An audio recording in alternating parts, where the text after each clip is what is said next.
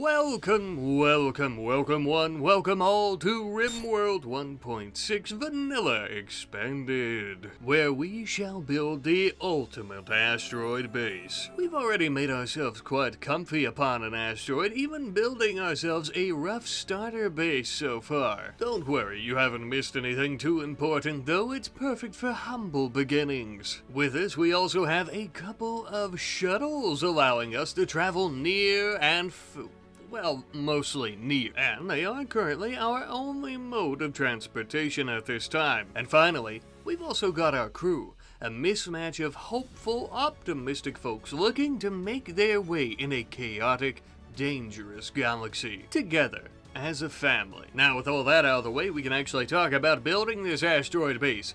Currently, as I'm sure you can notice, our dwellings are a bit drab, dreary, and boring, I'm afraid. Today, though, we convert this asteroid into our home, properly, with adequate furniture and so much more. And part of so much more, that being quite vague, also means some advanced types of technology. To go about researching those, though, we are going to need a high-tech research bench, which is also going to allow us to start researching the multi-analyzer, another special tool that will help us out with this technological advancement. Our first big project after we get that multi-analyzer under our belt is going to be nuclear power, which shall be the future of power generation here on the asteroid. Now, I understand this is an awful tall order, especially for our first few research projects of this video, but trust me, it is going to be an absolute must, and it's probably best that we get these out of the way. Would you look at the time? It's already kill Mechanoid's o'clock.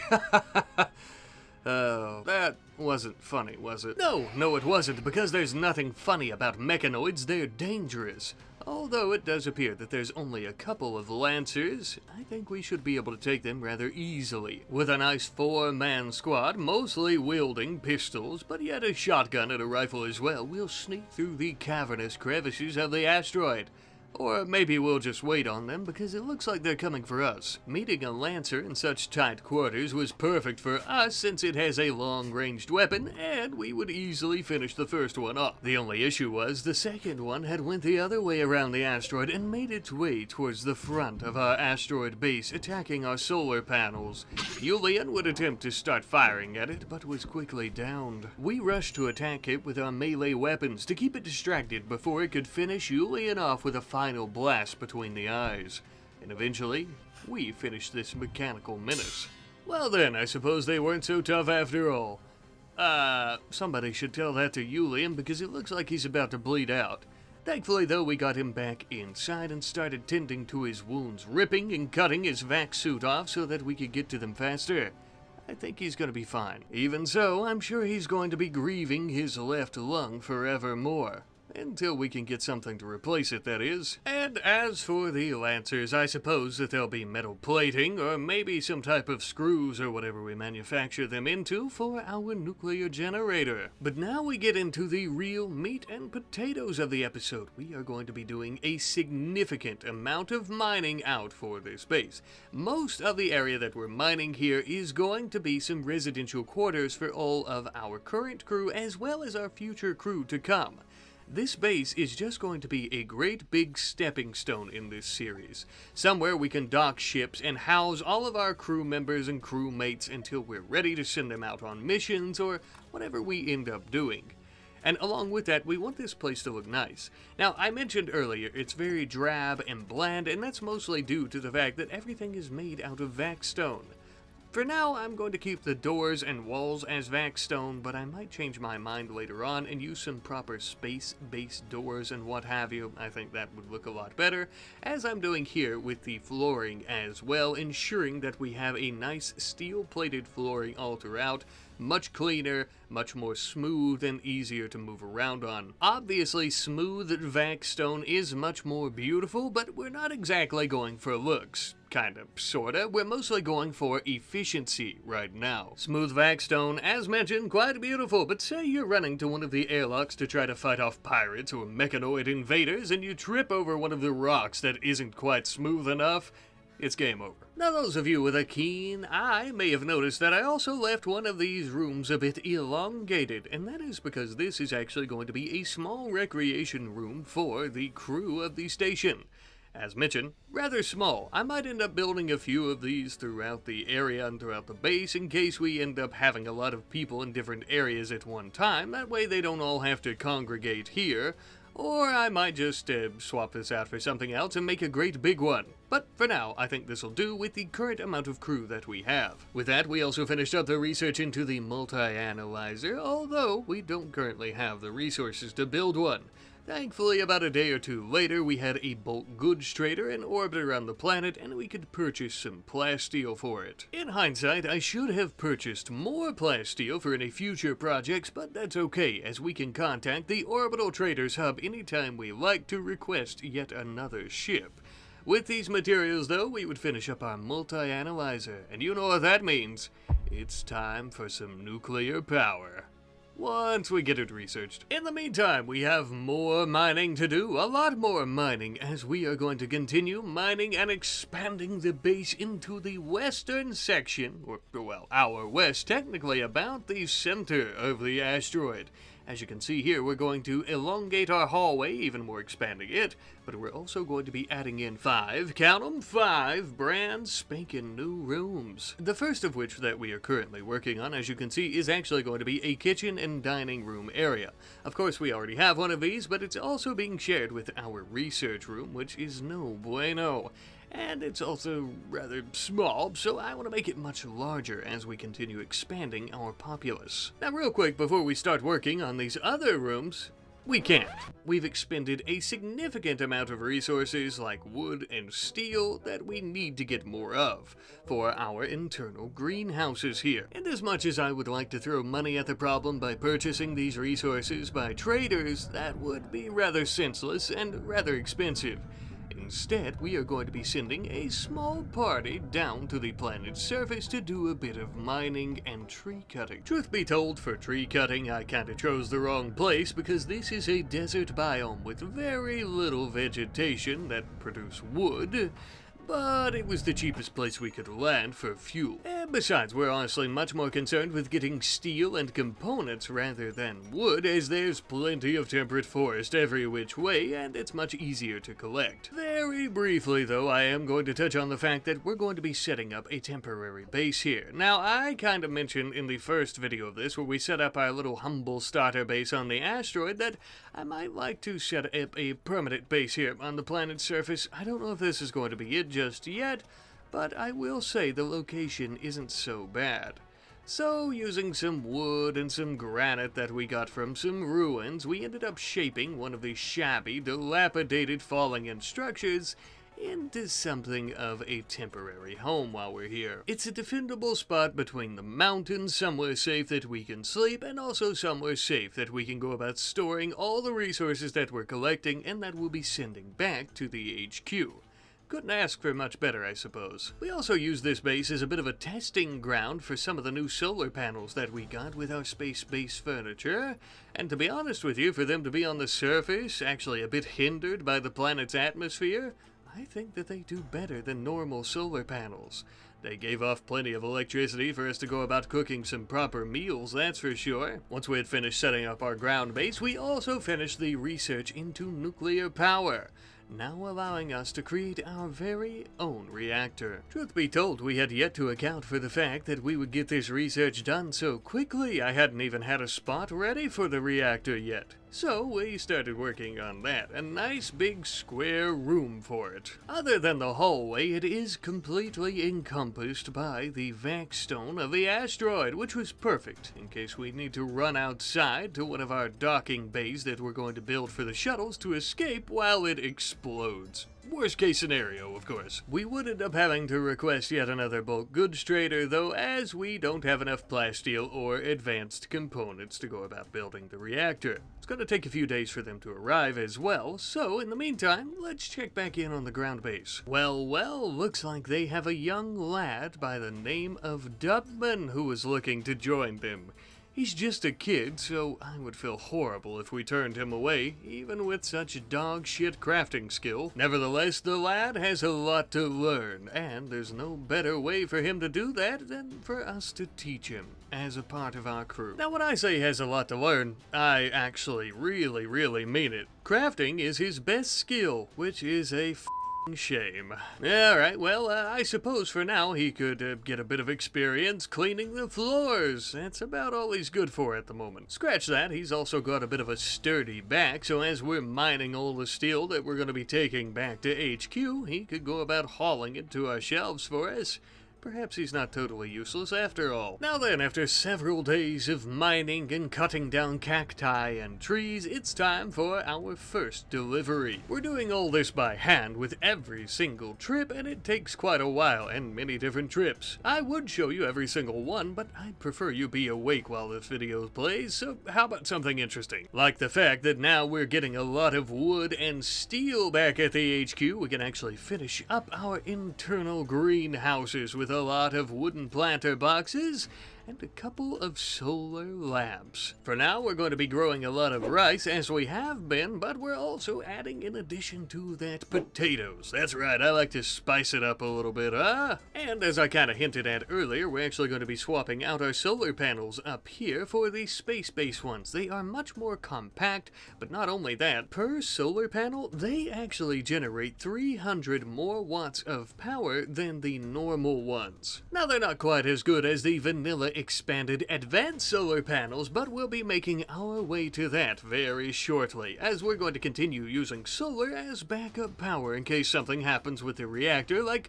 you know, a great big implosion. Speaking of which, the bulk goods trader has finally arrived, and we ended up purchasing more steel, components, and plasteel advanced components, everything that we needed for our reactor.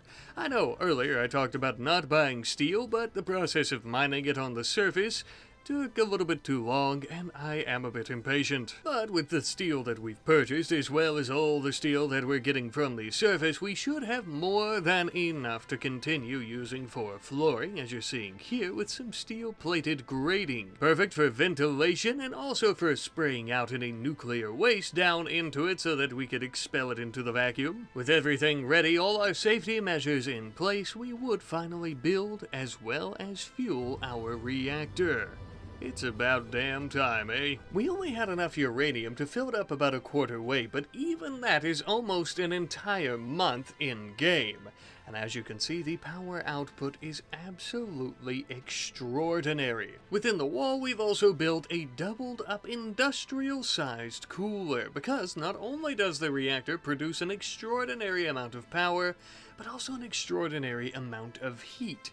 And if we don't keep it nice and chill in here, there's a huge chance of a nuclear meltdown. And I prefer that my nuclear-powered space rock home floating around the planet doesn't give me cancer or explode. However, though, this power source is huge for the base. I cannot stress that enough. An absolute milestone among milestones. With this reactor, we should be able to easily power anything we end up building for a very long time to come. The perfect foundation for an orbital fortress. Now we just need more uranium to keep it powered. All in due time, though. Right now, we're going to shift priorities back over to fixing up our residential quarters for all of our crewmates, using some proper space-based furniture, a nice soft bed, some nice bookshelves and end tables and things like that. All of the luxuries of the surface world right up here. Now, I know you might be saying to yourself, Rad, you're supposed to be using vanilla expanded, not this space-based shit. I understand, but I plan on doing research for all of the vanilla expanded furniture as well, and we're going to be using the two of them blended together in tandem. It's going to be such a beautiful harmony. Trust me, trust me. Uh-oh, looks like we got some space pirates. Can't a fella just build an asteroid home in peace? I suppose not. I guess it beats having to fight more mechanoids, although there are definitely more pirates here. Looks like they've arrived in and plan on attacking in two separate groups. It's a small squad of 3 and an even smaller squad of 2. They have manpower similar to our own and weapons to match. Kinda. Wait, is this guy wearing a cowboy hat? That's actually pretty badass. And this lady's brandishing a musket. Is that a joke? You know what? That's actually kind of badass too. A space musket. Cool, but highly inefficient. So we are going to be gathering everyone up. I'm assuming when the attack does commence, they're going to be coming through this little corridor cavern area here. I also have, check on them, our ground base folks are actually on their way up here. Everyone down here in the caverns. I'm going to start trying to take, let's see, how should we best go about this? An ambush is in order. They're finally here, thankfully. An ambush is in order if we're actually going to beat them. Let's get this set up. So as strange as it may seem, I've actually decided not to try to ambush them here in this little crevice cave system because I'm kind of afraid that if we do that here, because they also have shotguns and weapons that are better at close range, like a musket, which is going to be dog shit at a farther range. I am not going to ambush them yet. I am going to try to stay out of their way. That way, when a silly little musketeer like this one makes the mistake of coming out thinking she could kill us, we can easily finish her off. Now, these musket folks are nobodies, but this person here with an assault rifle might be a bit more concerning. I'm going to bring everyone with a shotgun, that being Dubman, and Elida up here to try to kill this person. Here we go. We're getting some decent hits in, but we have to be careful. We're also getting hit by the SMG down here and a musket. This person has a sawed-off shotgun. Let's see if we can come in melee-wise and take them out. As bad luck desperately needs to take cover. The problem is if I take cover anywhere, except for maybe here, I won't really be able to hit them. Let's see how this goes here, though. Perfect. Kefish can come through the quarters here. They're taking cover behind our own shuttle. Oh, the disrespect. I'm also going to bring Dubman down here, though, and we're going to let them take cover so that we can go about killing these two fools. We're going to finish this guy off. It looks like he did drop his sawed-off shotgun. Shoot this person. Val here. Perfect. Oh, shit. Our shuttle is going to end up screwed because of these bastards. I hope the explosion won't hit. Yeah, it didn't hit Dubman. Let's bring everyone, and I do mean everyone, down this way, including Kefish, of course. So they're no longer taking cover at our shuttle. Alright, focus on her. Go ahead and... we have finished them off. With the faint, subtle, explosive detonation of each shotgun shell out here in the void. We managed to kill these filthy pirates, and we'll be taking their weapons. It looks like most of us are somewhat injured, like Kephis here actually is just bruised, but then we also have a gunshot to Julian's hand with that SMG. We do have this person who's going to die in 3 hours, but they are a great shot. A nimble, slow-poke, drunken master. So if they drink, they're better at melee combat. Because you're also okay at mining and a few other things, we might just take you. They are missing a few fingers, but other than that, it's not that big of a deal, and they are good to go. Let's capture them, and we'll actually start tending to them with herbal meds, which is much better. We are going to get all these weapons holed in. The space muskets, though a cool concept, proved to be quite useless. Although I suppose pirates have to use whatever they can get their filthy, grubby little mitts on, don't they? A bio-coated pistol you can rot outside with your pirate friends. We're gonna get them all hauled down here to this little section of the asteroid until we start cremating corpses to get them out of our face. But with that, my friends, I think we are completely safe. With our safety at hand, it is time for us to begin some repairs that are much needed after this attack, such as on our shuttle here. And a few scrapes and bumps around the base, of course, but most of the repairs are going to be done by our bodies, and by that I mean we need to heal up from our wounds from the fight. I love our base here, and something that I think we need to work on are defenses.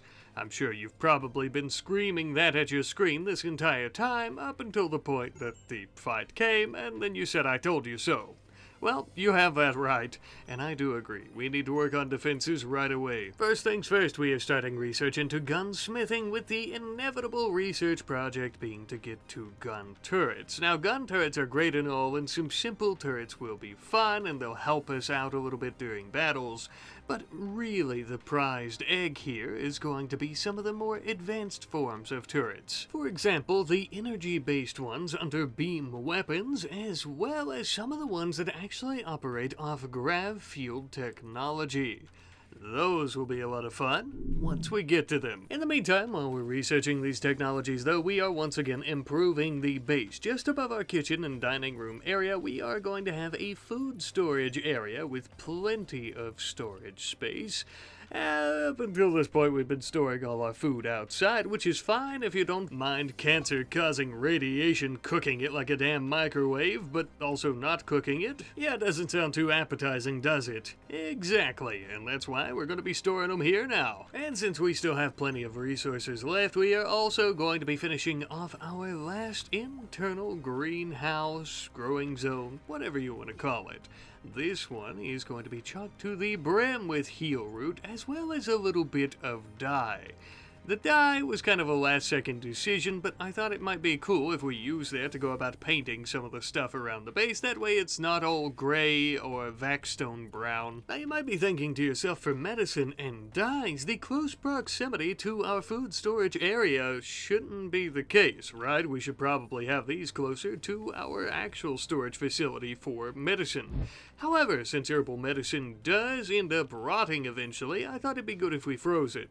As for the dye, we'll just have to walk a little farther to take it to its shelf. It'll be alright. By this point, we had also finished up our research into gunsmithing, immediately working into blowback operations. Next up is going to be gun turrets, of course. And while we're on the topic of research, I thought that I might turn our research laboratory into more of a laboratory and less of a carved-out piece of rock.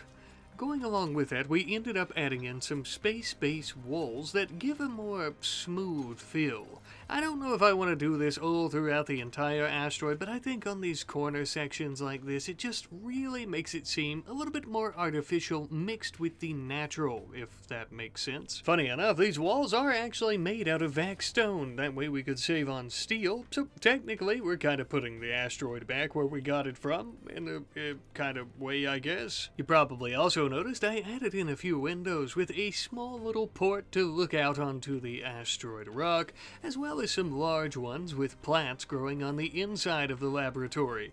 I thought that these were some nice touches. They're very fitting, as I would think we'd want to look out into the great beyond anytime we so choose, and they also bring in a little bit of ambient lighting, which is nice. Since we have our new growing zones as well, we're going to be getting rid of the wall between our workshop/storage area and the old growing zone that was just north of there, creating one great big storage room as well as a workshop.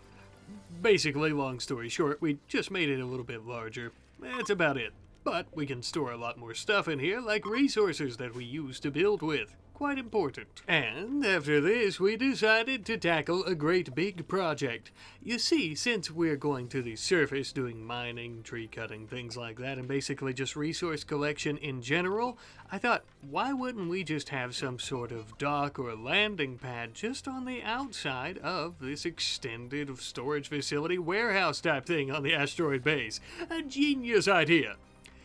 However, as you might have noticed, it takes an extremely long time to use vaxstone chunks to build onto the asteroid itself like you're seeing right now. A very long time. Thankfully, you don't have to watch that part because, well, I didn't even end up recording all of it because it was incredibly boring. Now, though, we get to see us build the actual landing pad itself. You see, I kind of wanted to go with another kind of natural meeting the artificial design here, where we build the asteroid and it almost has this kind of lip around the landing pad that is now connected by steel and other artificial constructs. I don't know, I like it, and hopefully you guys do too. But here I am now thinking, oh, now we can land on the pad we just built. For whatever reason, I don't know if it's just a glitch for the moment or what, but I cannot for the life of me get these landers, these shuttles to land on the damn pad.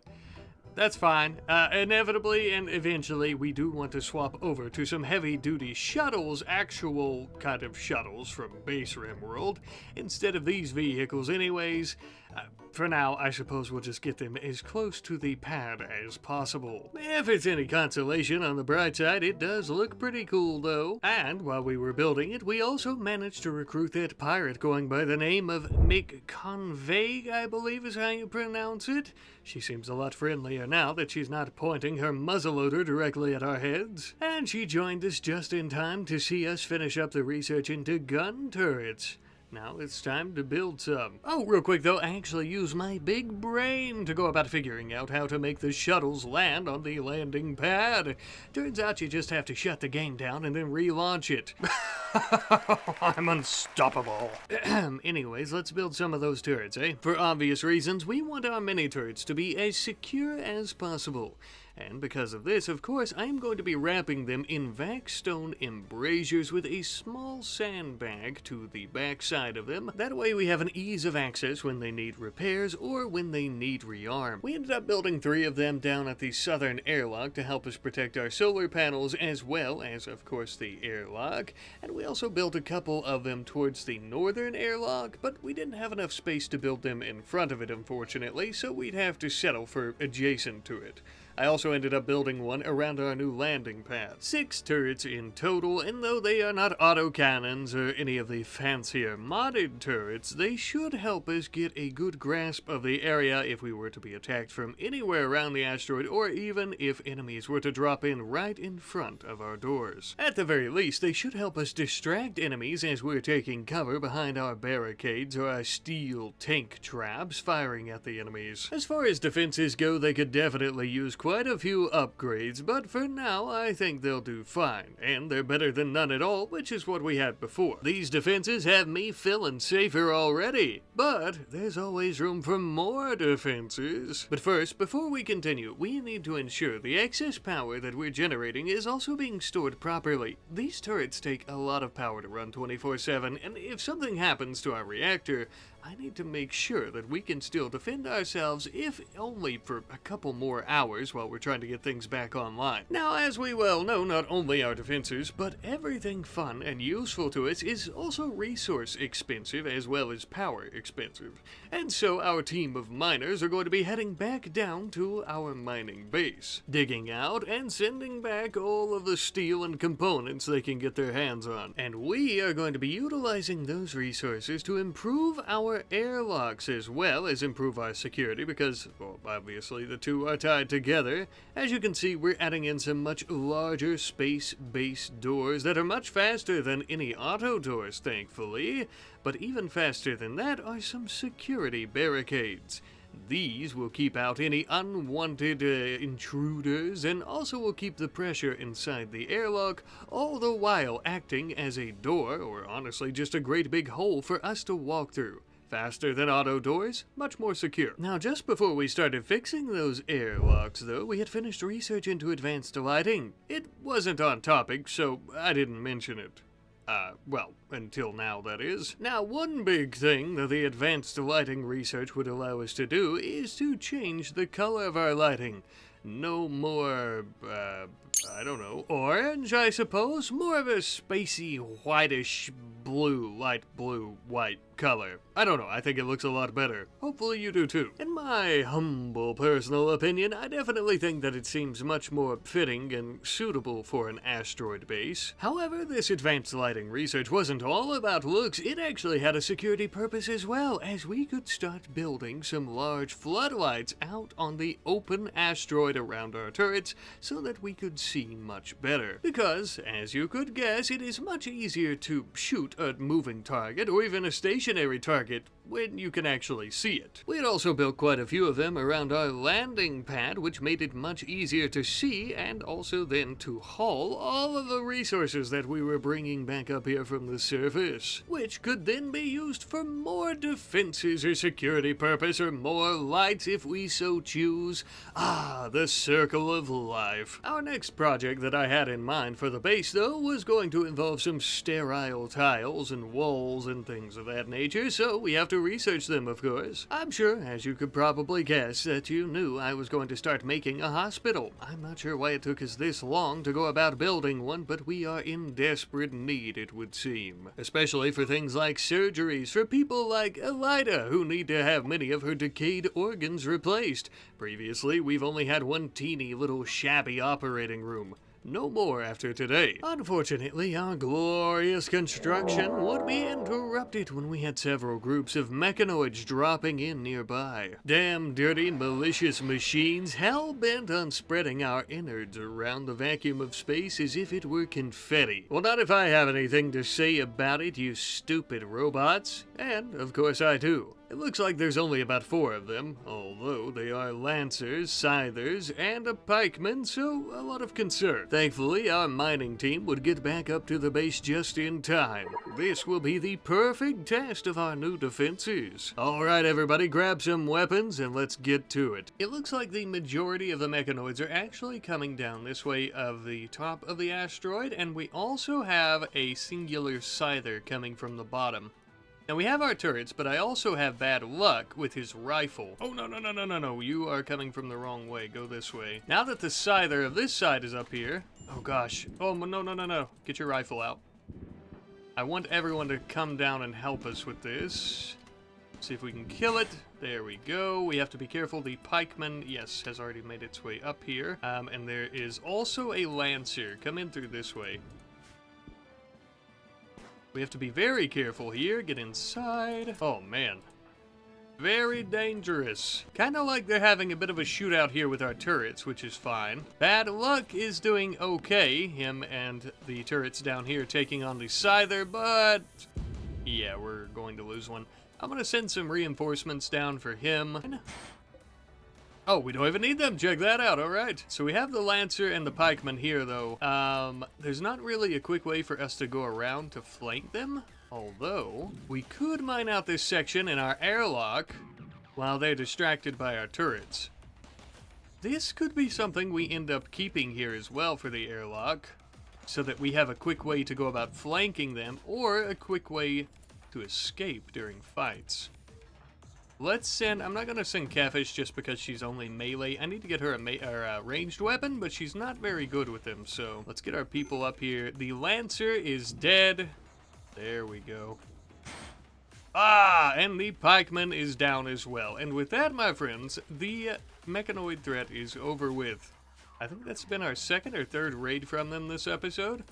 And we only managed to lose, looks like we only lost 1 turret, so we will replace that. Also going to go ahead and start, yes, shred them. Everybody, of course, needs to tend to themselves as well, please. That was pretty good, though. I want to go ahead, I think I'm going to add in another security door here to the airlock, so it can be part of it, of course, like we talked about, so we can come out and flank enemies like we just now did. That was pretty good, though. We got some slag to smelt for metal.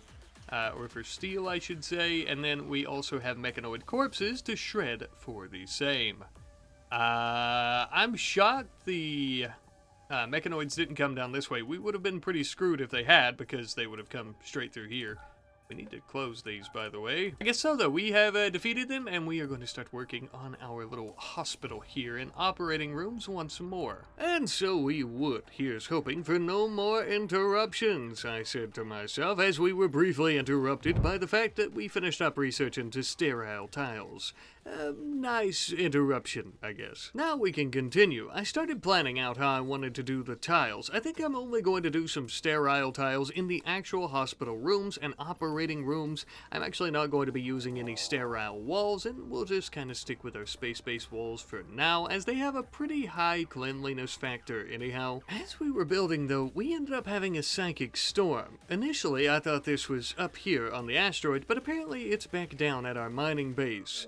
And it was quickly followed up by a raid. We were being attacked by Archons. I had never heard of them before. Upon further inspection, though, there was a great big lady with somewhat pointed ears and a large yellow shield and sword wandering around in the desert near the base. It looks like Archons are apparently some form of transcending race that are quasi-humans, but are also maybe transcending into archotags.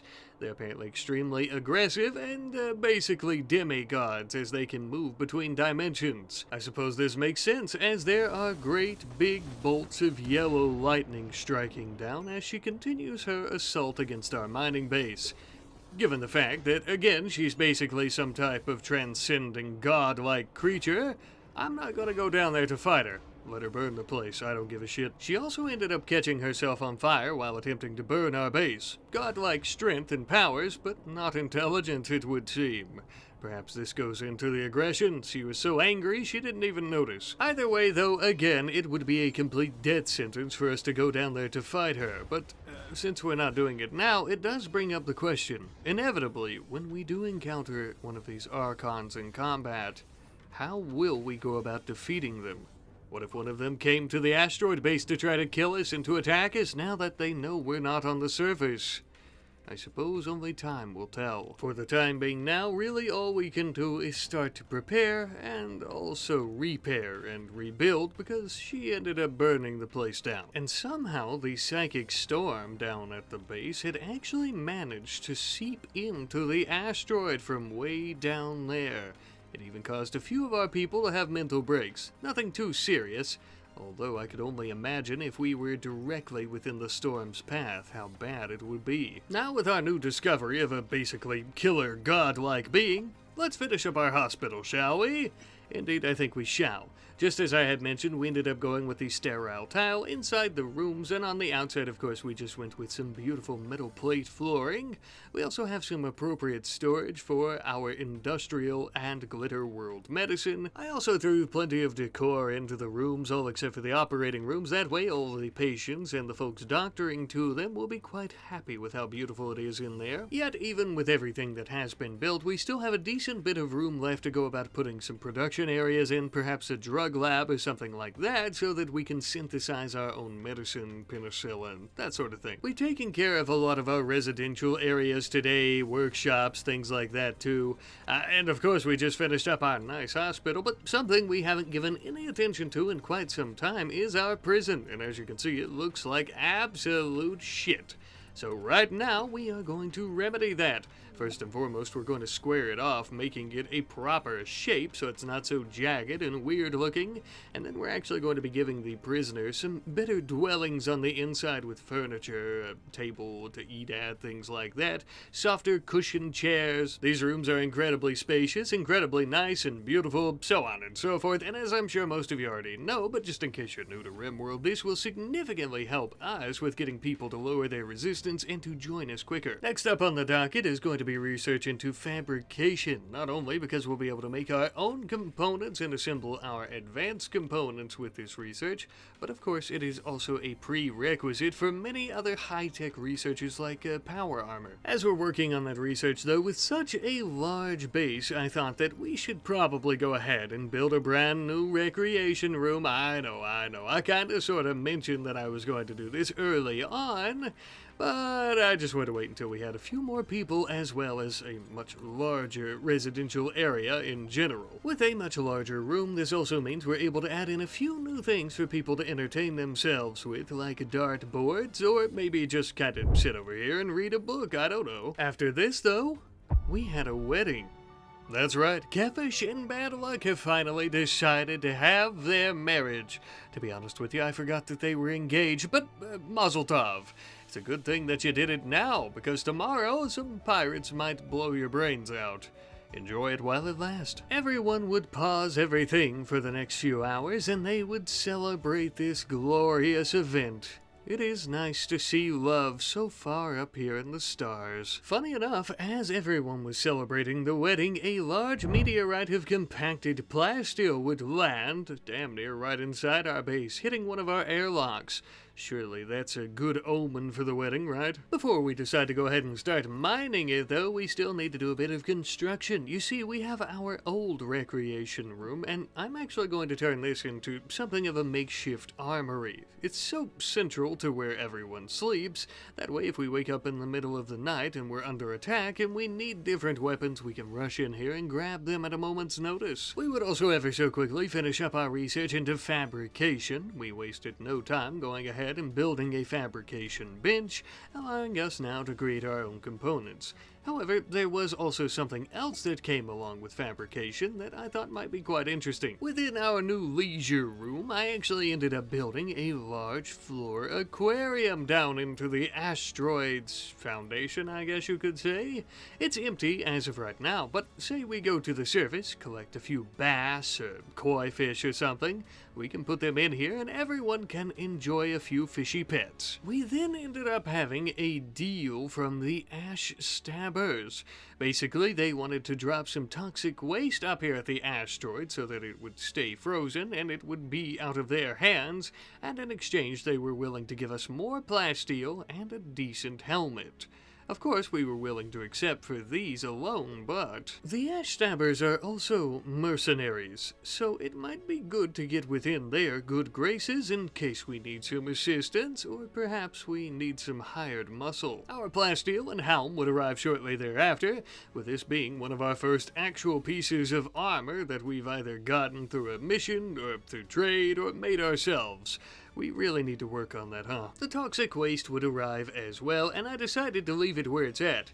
However, if you watched the first episode, you probably remember the fact that our friend Myrtle here actually eats toxic waste because of her semi-plant humanoid race that she is. Does this slowly but surely remove the toxic waste? Yes. Does this also make her breath smell funny? Also yes. Now, in case you're wondering, like I was, well, if she eats toxic waste, how have we been keeping her alive this whole time, especially before we got our nuclear reactor and we didn't have any waste?